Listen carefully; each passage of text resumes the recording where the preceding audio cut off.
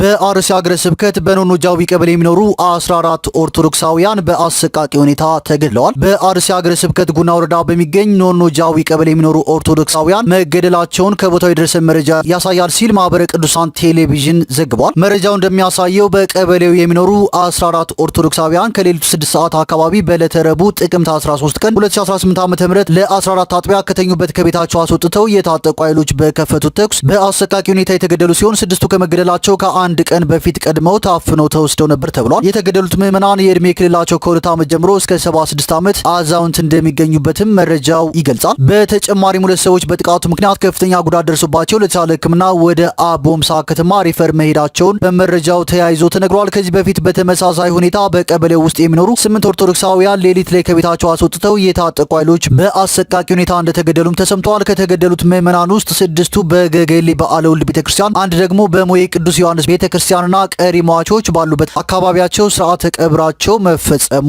ተገልጿል። መረጃው እንደሚያሳየው በቀበሌው ባለ ከፍተኛ ስጋት በቀጣይ የባሰ ችግር እንዳይፈጠር በአገረ ስብከት ደረጃ ከመንግስት ጋር በጋራ መስራት እንደሚገባም ተገልጿል። በአሁኑ ሰዓትም በአካባቢው ሁኔታዎችን ለማረጋጋት የአገር መከላከያ ሰራዊት በስፍራው እንደሚገኝም በመረጃው ተጠቅሷል።